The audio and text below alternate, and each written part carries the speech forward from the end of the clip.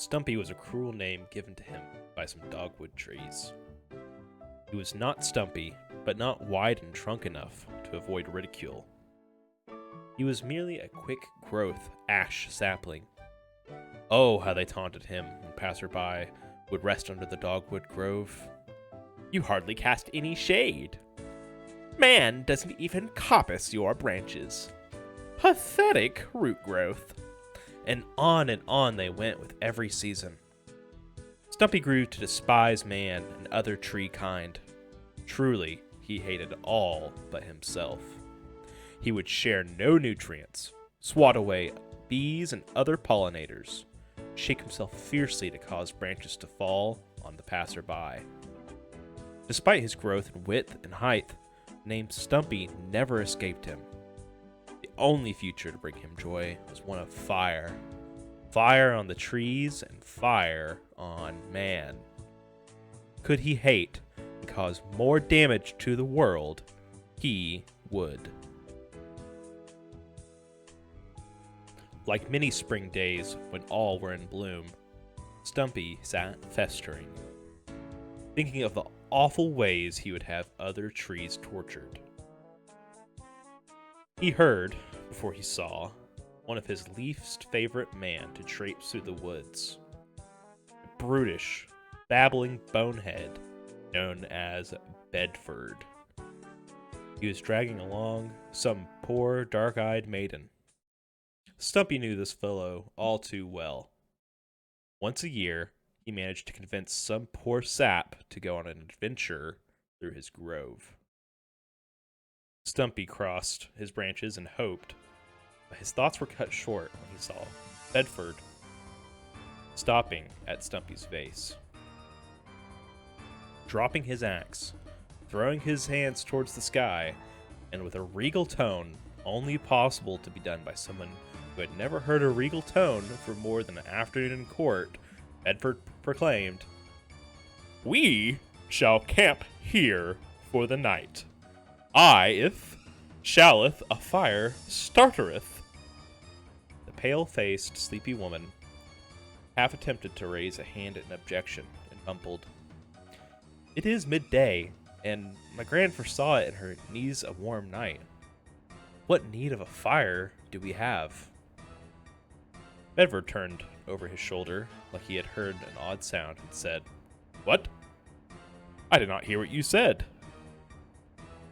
As the tired lady repeated herself, Stumpy made his best effort to shake a widow-maker of a branch off to scare the would-be campers. Neither human noticed. Bedford was flabbergasted at his companion's question. "What is man but a fire? A fire we will have." Disheartened by the unneeded expenditure of energy, the meek-voiced woman sat under the shade of a dogwood for a nap. Pushing up his sleeves and raising his breeches, Bedford cried out, "A great fire we shall have, one that represents my virility and the strength of mankind. Observe, Lady Sumler, my woodcraft and skill." Lady Sumler was fast asleep by the time Bedford retrieved his axe from the ground. Stumpy's trunk groaned as if a sudden change of temperature blew in. He knew Bedford's reputation all too well. Bedford had more experience and skill hewing orcs' heads from their shoulders than chopping down trees. Bedford knew more about drinking than even orc killing. Frankly, Bedford knew little at all, but a great deal more about those few subjects than the art of lumbering. Still, Stumpy shuddered to imagine how Bedford might assault him. Widening his stance, as if Bedford was riding a horse, he lofted his axe above his head. "Observe, trees are weakest opposite the grain. I will slice up and down at the base, weakening it to fall. Such a great pyre will be written about in the lore of these lands." To Stumpy's amazement, the axe did sink deep. Though, Stumpy was more amazed that the woman did not wake up from the boasting and chopping. Pain was acute, but bearable. Such wounds would knot over and heal in time. In a matter of time, Bedford would tire himself out and dull his blade on the rocks at Stumpy's base. The afternoon wore on. Faint wisps of orange and purple could be seen forming a sunset. Night would be warm. Bedford was drenched in sweat, horribly rank. Wiping his wide brow, he turned to check on Sumler, who was still fast asleep. Inspecting his axe, Bedford saw it dull and chipped. He frowned. Great gashes and splinters in Stumpy's trunk was all he had accomplished. He sank the axe with all his might into the trunk one last time to see if it would fall. Stumpy did not totter. He frowned harder. Disheartened, but not discouraged, Bedford began gathering fallen branches and kindling to start a fire. He would not allow Sumler to see he had failed in his quest. By the time Bedford had a decent fire going, evening had passed. Bedford was hypnotized by the flame and physically exhausted, did nothing but sit and stare into the whispering plasmas. Squeaking out a yawn, Sumler blinked awake. Aha! You have risen. Behold my great pyre. I can see you are impressed, said Bedford. Sumler was confused. With the most conviction she had had at a moon's age, she said, You spent all afternoon chopping at the tree only to give up and have a small flame at my feet? You promised me adventure and intrigue. I'm off back to the inn. Standing up quickly and almost falling over, having stars in her eyes, she marched off in the direction they had come. Bedford, not to be abandoned, stumbled after her as fast as he could in his sorry, tired state. Wait, he proclaimed. There is more to the night. Wait! Bedford languished after the distant Sumler.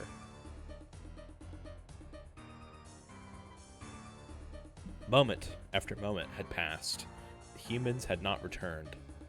Flames began lowering into the ground. Stumpy let out a withheld creak of relief. Finally, those pesky people plodded off. Lovely new addition, Stumpy, whispered the pesky dogwoods. Stumpy was above response. He was satisfied in surviving the onslaught, and was content to be left alone. Oh, how he wished the beetles would eat off all of their leaves. Just as Stumpy began settling into the ground for the night, he heard the plod of heavy feet. No human. Fire, an axe of man, but no human, grumbled a wide-bellied orc. A ghastly skinny, and even ghastlier ugly orc cried in a shrill voice, No human! No human! No human! Silence, you fools. There might be still near at hand. Find a spot to hide, croaked a droopy-browed elder. So they hid, waiting with bated orc breath that reeked of fish bait. No one returned. The elderly orc called off the ambush and went to inspect Stumpy. I cannot make head or tail of what man wished to accomplish here. What does head or tails mean, Elder Kebab? The unhandsome orc questioned.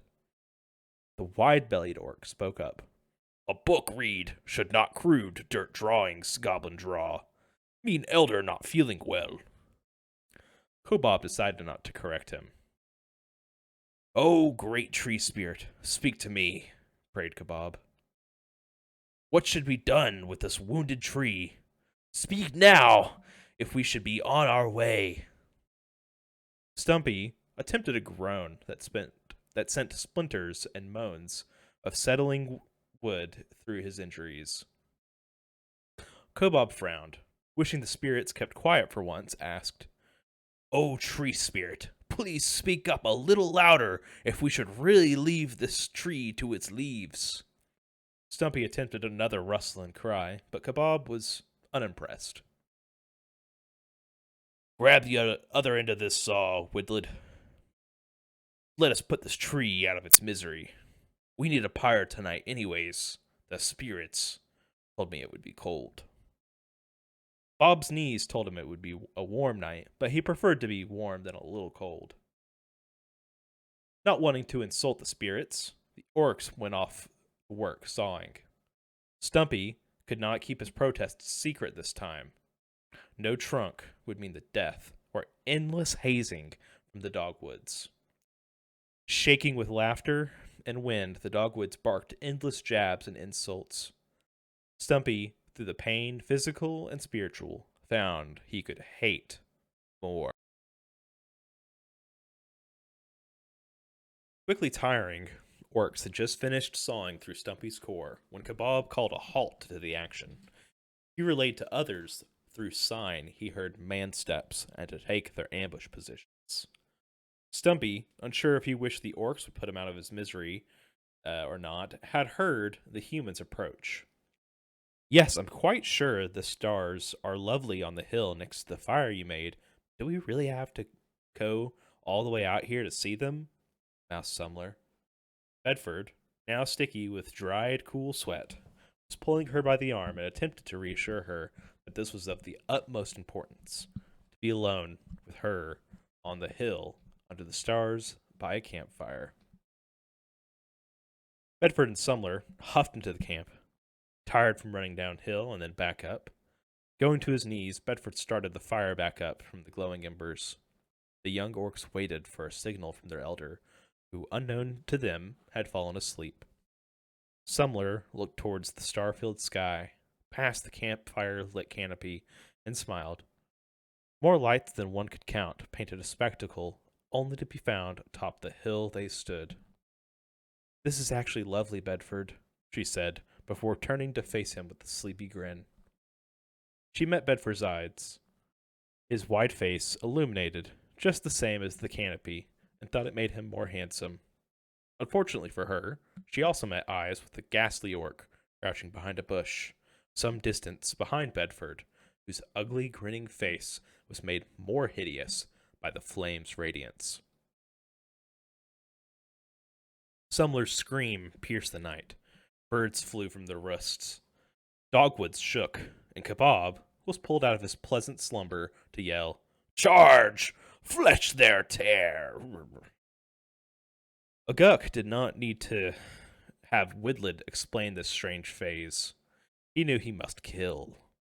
Orcs leaped from their hiding spots into the moonlit night to encircle the surprised humans. Sumler and swiftness that would bring awe to a horse, bolted through and past the orcs, towards the end, feebly screaming all the way. Full of spite, only known by the likes of Stumpy, Bedford grew dark of mood. His performance of woodcraft, fire-making, and womancraft was inadequate today. Orc blood would slake his thirst for success. Bedford grasped sweaty hands around his axe and yanked it free in time to bury it in the skull of Widled, bringing him to the ground. Bob was on his arms, attempting to restrain Bedford, while Aguk stabbed wildly into the legs of his prey. Bedford planted his legs into the ground the best he could manage and brought his sturdy head up into the thick jaw of Kebab, knocking the orc unconscious. With his arms free, he kicked back the ugly thing, and they circled for a moment next to the fire. Bedford acted first, knowing his wounds would make a prolonged engagement worse. Dashing forward, he grabbed the knife hand of Aguk's free arm, biting down on the wrist, and the knife hand with all of his might. The orc dropped the shiv in pain. Bedford let go of his grasp on the arms, picked up the frail orc by the head. Bedford could feel its weakness, thin bones from malnutrition. He began to crush the orc's skull between his massive hands. The last thing Aguk saw was his own horrified visage in the bloodshot eyes of Bedford. He dropped the dead orc and turned to see the other two rise. Bedford's blunted axe only served to disorient the cur. All were in a rough state. Widled charged, once again, he found himself being flung back into Stumpy through a well-executed suplex. Woodland's speed and mass caused the remaining tree to snap. Stumpy's trunk was pulled back, ripping the axe wounds open into a splinter-filled maw. His trunk fell off. Stumpy was dazzled by the pain and unable to think of anything other than the now dying part of his body rolling down the hill. Bedford sprung into trembling legs to face Kobob, who had taken up a gnarled branch. Swinging left and right, Kobob let fury loose. Bedford managed to evade the attacks, waiting for an overhead swing. Eventually, Kobob delivered, hefted the club above his head, and swung it down in abandon. Bedford sidestepped the attack easily, grabbing Kobob by his foul leather jerkin, flung him into the splintered maw of Stumpy, impaling Kobob's skull. Bedford collapsed at the base of the once-standing tree, his blood loss and exhaustion finally catching up to his adrenaline. Stumpy, reeling from pain, his mind blank of all else, heard a voice from nowhere. "I can save you, change you, submit and let me in. I have been sensing your malice, your spite, your cruel thoughts since they started. Let me in." Stumpy, weak from the pain, the torment, prison of negativity he formed in his mind, accepted. Slowly, his mind cleared of pain as he tasted orc blood. Gulp after gulp, he regained his constitution. Stumpy began to chew, shred, rend the aged orc flesh. Kobob was no more but mash digesting in the roots of a possessed stump. Stumpy smiled, something he was never able to do before. He felt genuine happiness for the first time. Flexing his roots and tearing the soil, a crude locomotion was practiced. Slowly over the night, Stumpy devoured the orcs and the unconscious Bedford. "These woods have grown awfully quiet, especially from the dogwood grove. Where are all the sneers from but hours ago?" croaked Stumpy in a horrid voice that shocked even himself. Thus he set upon them, breaking limbs and uprooting cores with his awful maw. Sounds of deforestation could be heard through the grove deep into the night. Stumpy crawls across the countryside, with conviction fueled by hate, pain, and a demonic hunger for flesh. Legends tell of his cunning and trickery, but we know only a fool would allow themselves to die at the roots of Stumpy. Be wary still, traveler. That wide ash stump might be the last place you ever sit.